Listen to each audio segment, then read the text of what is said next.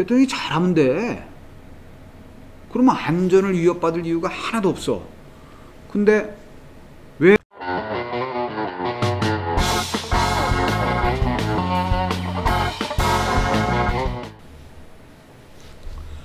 안녕하십니까, 박현수입니다. 오늘은 건국 이래 대한민국 대통령의 역사에 대해서, 그분들이 퇴임 후에 어떻게 됐는지 이런 것들을 한번 살펴보려고 합니다. 이걸 생각하게 된 계기는 이런 겁니다. 지난해 12월 26일 날 민주당의 김두관 의원이 윤석열 검찰총장의 탄핵을 갑자기 주장을 했습니다. 그게 아마 같은 해 12월 24일 날 법원에서 윤석열 검찰총장한테 법무부에서 내린 정직 2개월의 징계 처분을 못하도록 결정한 영향이 아닐까 하는 생각을 합니다만은, 어쨌거나 김두관 의원이 윤석열 총장의 탄핵을 주장하면서 근거로 내세웠던 것 중에 하나, 제가 관심을 갖는 부분이 있었습니다. 바로 뭐냐면, 문재인 대통령의 안전을 보장하기 위해서라도 검찰총장을 탄핵을 해야 된다, 이런 주장이었어요. 제가 가만히 생각해 보니까, 아니, 대통령의 안전을 군도 아니고 경찰도 아니고 국정원도 아닌 검찰총장을 탄핵해서 대통령의 안전을 보장받으려고 한다? 이게 무슨 개풀도 없는 소리냐. 뭐 이해가 안 됐죠. 아니, 대통령의 안전이라고 하면 뭐 신체상 안전도 있고 퇴임 후의 안전도 있겠습니다만, 여기서는 이제 퇴임 후의 안전을 이야기하는 것 같은데, 대통령이 잘하면 돼. 그러면 안전을 위협받을 이유가 하나도 없어. 근데 왜 이런 이야기가 뜬금없이 느닷없이 흘러나왔을까? 첫째는 이겁니다. 노무현 전 대통령이 퇴임하고 나서 다음에 들어선 이명박 대통령 정부에서 수사를 받았죠. 그리고 여러 가지 우여곡절을 겪다가 결국은 자살을 했습니다. 이것이 진보진영 전체한테는 굉장한 트라우마로 남아있구나. 그래서 이 대통령한테는, 즉 문 대통령한테는 절대로 그런 일이 있으면 안 되겠다, 이런 충성심의 발로가 아니었을까. 또 친문 세력들을, 지금 민주당의 중심부를 장악하고 있는 친문 세력들한테 어필하기 위해서 이런 주장을 하지 않았을까, 이런 생각을 하면서 해방 후 지금까지 우리나라 대통령이 몇 명이나 있었을까? 12명이 있었습니다. 현재 문재인 대통령까지 포함을 해서 쭉 보니까 한 명도 무사히 노후를 마친 대통령이 없어요. 다 힘들어. 뭐 징역 가고 자살하고 총 맞고 뭐 이렇게 됐습니다. 일부에서는 이걸 이제 뭐 제왕적 대통령제 폐해네 어쩌네 그러는데, 사실 이 제왕적 대통령제라는 거는 미국이 맨 처음 시작했어요. 1776년 미국이 독립하면서 대통령제를 도입할 때 그 대통령제의 모델이 뭐였냐면은 영국의 입헌군주제였습니다. 즉 영국의 왕제도를 본떠서 만든 게 대통령제도야. 그러니 제왕적 요소가 많이 들어갈 수밖에 없죠. 물론 미국이란 나라 특성상 땅덩어리 넓고 주로 갈라져 있고 지방자치가 잘 돼 있으니까 상대적으로 위험은 없다고 합니다만, 그러나 대통령한테 주어지는 권한이 상상외로 큽니다. 뭐 간단하게 사면권을 예로 들어 볼까요? 트럼프 보세요. 나가면서 그냥 다 사면해. 절대 처벌하지 마. 안 돼. 사면. 뭐 러시아 간첩 혐의 받는 놈도 사면, 이런 놈도 사람, 이런 식으로 대통령 권한이 큽니다. 그런 미국에서는 근데 한 번도 대통령을 지내고 나서 구속된 사람이 없어요. 물론 거기에는 미국이라는 나라의 정치적인 특성, 정치적 환경은 다 또 있고, 무엇보다도 초대 대통령 조지 워싱턴처럼 딱 8년 끝나고 나 더 안 해, 이거 딱 멋있게 은퇴하는 그런 것들이 이제 전통으로 자리를 잡으면서 대통령들이 무리를 하지 않는 그런 영향도 있긴 있습니다만, 어쨌건 징역간 대통령이 한 명도 없습니다. 어떻게 보면 이거 굉장히 신기하면서도 민주주의 국가의 자랑으로 내세울 만한 일입니다. 다만 암살된 대통령은 꽤 많더라고요. 한 5명 돼요. 잭슨 대통령, 링컨, 가필드, 맥킨리, 케네디. 뭐 정신병자한테 총 맞아 죽기도 하고 정치적으로 암살을 당하기도 했지만, 어쨌든 5명이 암살을 당했고, 1981년 3월 달에는 레이건 대통령이 암살 기도가 있었는데 아슬아슬하게 살아났죠. 그때 경호원들이 뭐 일을 잘했다나 어쨌거나 뭐 그런 이야기가 있습니다. 근데 한국은 어떻습니까? 한국 대통령 한번 볼까요? 우선 초대 대통령 이승만, 건국 대통령, 뭐 국부 이렇게 추앙을 받는데 48년 왕복절에 취임을 했습니다.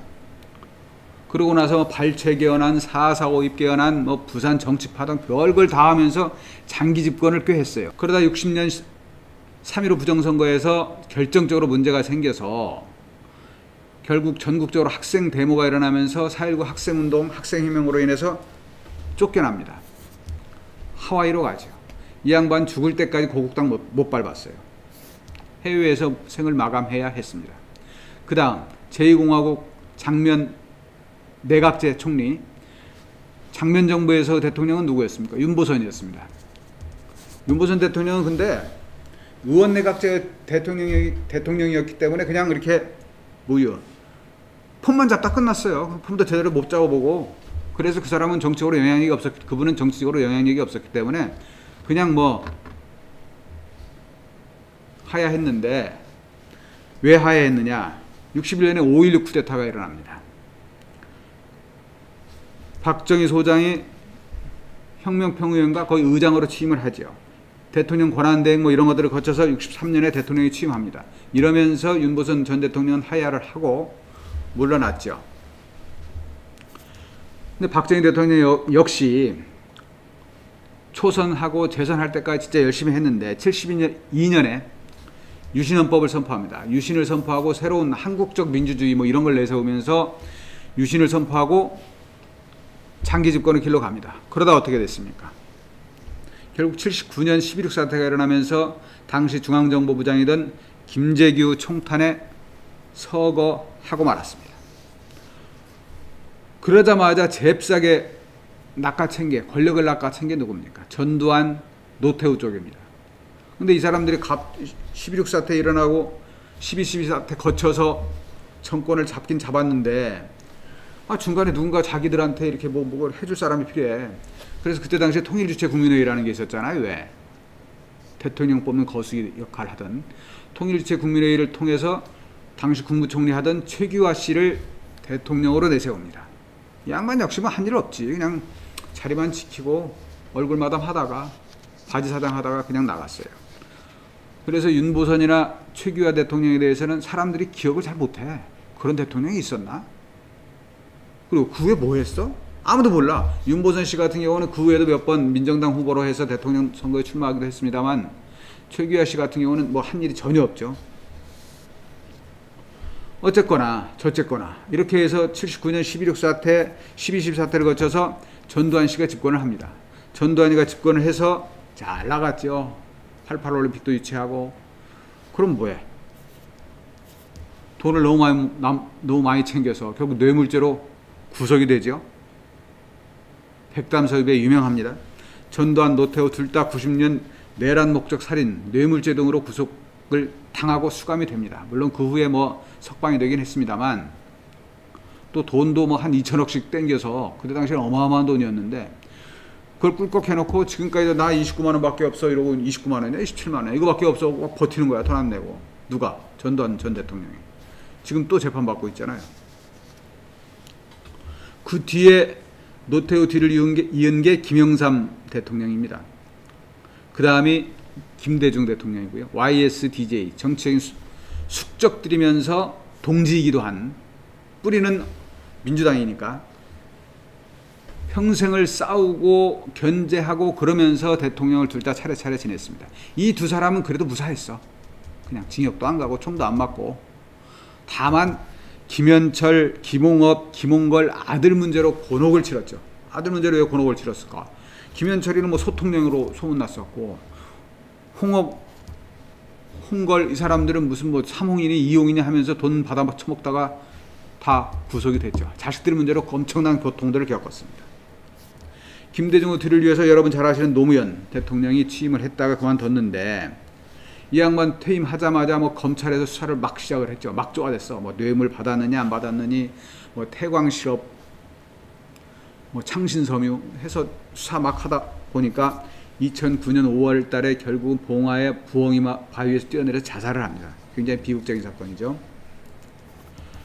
그러면 노무현 전 대통령을 수사한 이명박 대통령은 어떻게 됐느냐? 이거 다스는 누구 겁니까? 이거 유명하죠. 결국은 다스는 네 거야. 이러고 법원에서 이야기를 하긴 했는데 2018년 3월 달에 결국 수뢰 혐의로 현재의 검찰총장인 윤석열 검사에 의해서 구속이 됩니다. 그 다음 대통령은 누구냐? 박근혜 대통령이죠. 전 대통령. 이 양반 탄핵당이잖아요. 최순실 국정농단으로 결국 2017년 3월 달에 구속이 돼서 아직도 징역살이 하고 있습니다. 이 두 양반에 대해서는 얼마 전에 민주당 이낙연 대표가 뭐 사면을 하자 이러고 꺼냈다가 친문 쪽에서 난리를 치고 뭐 반성을 해라. 그러니까 이제 슬그머니 아니 뭐 대통령한테 건의 한번 해보려고 했던 건데 뭐 아이 뭐 그냥 그럼 뭐 그렇게 우중 넘어갔는데 사실 전직 대통령 보고 반성문 써라 이것도 좀 웃기는 거 아닙니까? 좀 어찌됐건 이 사람들의 말로가 다 좋지 않았어요. 징역 가거나 추방당하거나 총에 맞거나 오죽하면 해외에서 그런 질문 한대잖아. 한국 정치인들 만나면 야 니네 나라 대통령은 어떻게 대통령 임기만 끝나면 다 구속이 되냐? 그게 니네 나라 대통령 전통이냐? 이런 비아냥을 해댄다는 거 아니에요. 참 쪽팔린 건데 저는 이게 원인이 뭐냐 이거 가만히 생각해 보니까 한의 정치, 복수의 정치가 문제다 이런 생각이 드는 거예요. 왜 한의 정치, 복수의 정치가 문제냐? 자, 이승만, 박정희, 전두환 쫙 장기 집권을 해왔어요. 그러면서 상대방을 사정없이 눌렀습니다. 누르다 보니까 눌린 쪽에선 분하고 원통하고 절통하고 억울해.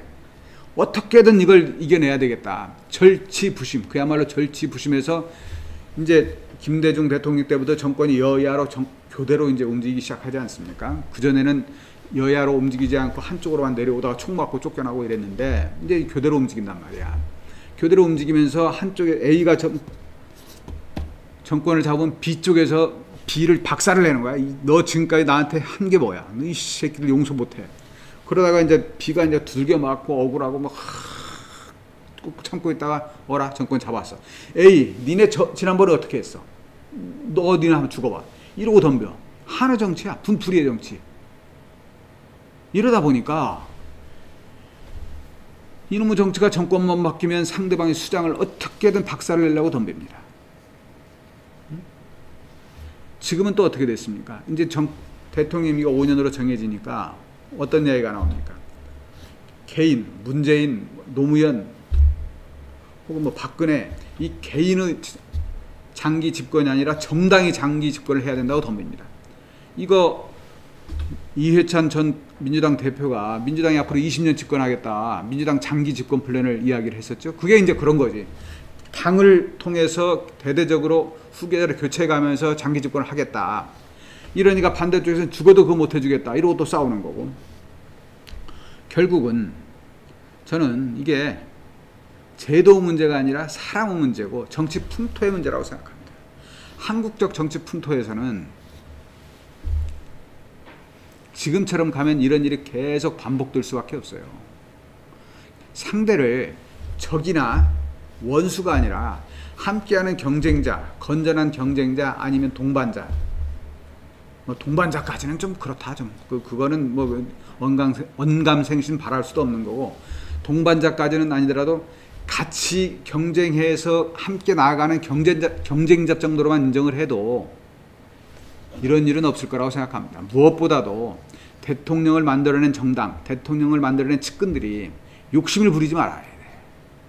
내가 힘들게 저 사람 따라다니면서 저 죽은 모시고 20년, 30년 고생했는데 됐어. 자 이제 한 건 잡아야 돼. 막 긁어. 이게 죽는 건지 사는 건지 네 돈인지 내 돈인지 구분 안 하고 보이는 건 다 긁어대요. 이 사고 안 나겠어요? 그래서 결론은 뭐냐? 대통령 퇴임 후의 안정은 검찰총장 탄핵해서 보장되는 게 아니에요. 당신이 잘하면 되는 거예요. 당신이. 그리고 측근들이 잘해주면 되는 거예요. 쓸데없이 욕심부리지 말고 예를 들어서 5년 동안에 할 수 있는 개혁, 변화 한꺼번에 다 하려고 하면 아무것도 안 돼. 그 중에 하나라도 제대로 하고 그 다음은 그 다음 사람한테 인계해주는 그런 정치의 모습을 보이면 지금처럼 불행한 대통령, 한국의 대통령은 왜 임기만 끝나면 구속될까? 이런 질문을 외국 사람들이 비아냥거리면서 던지지 않는, 그래서 우리도 한 번쯤은 존경까지는 못 받더라도 우리 옆에서 평범하게 살아가는 퇴임 대통령을 볼 수 있어야 되지 않을까, 그런 생각을 해봅니다. 이게 제가 살아있고 건강할 때 이런 대통령의 모습을 볼 수 있을지 저도 궁금합니다. 근데 볼 수 있었으면 좋겠어요. 그렇게 되면 한국의 정치가 한 걸음 더 발전할 수 있을 거다, 그렇게 생각이 듭니다. 안녕히 계세요.